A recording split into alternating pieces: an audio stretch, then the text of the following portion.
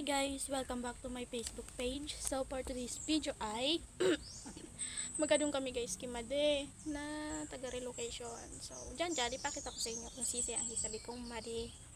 So dua pala ang madi ko, dua pala ang inaanak ko syempre.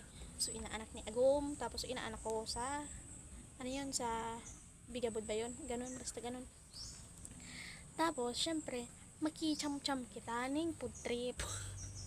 So, salamat ba di sa pag-invite, abe. So, syempre, dyan, magkikita naman lang. Hello guys! So, uyan, alauna na nga ni. O, time check. 1:03. So, So, guys, this is our final look.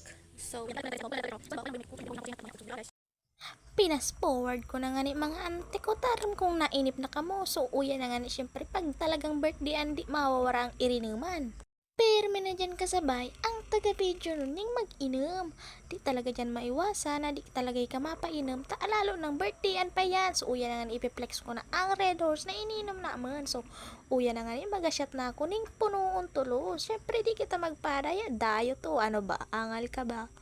Ipiplex ko na nga ni so pag-shot ko na kunyari hindi mapait pero salagang mas mapait pa sa pag-ibig at pagmamahal niya. Ay, Chari, salamat!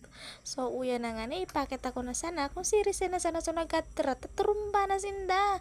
Talagang di pa talaga natanyag ang dayong makinaman. So, uya na naman, nagsabay na naman sukok talaga tapos, uya no, talagang di naman maintindihan tako niya, tamay natanyag. Tapos nika, ano yan, ipangaran na naman sa akas na mga Chari. So, uya na naman nga na may naluki-luki na talaga niyan. So, sabi ko, kuya, di naman yan talaga mag-reply. Uya no, isusub ko pa nga ni, nadagdagan na siyang miss call, di siya pigasimbag. So, uya na, nakauli na kami, pinas forward ko na, masarapin yan.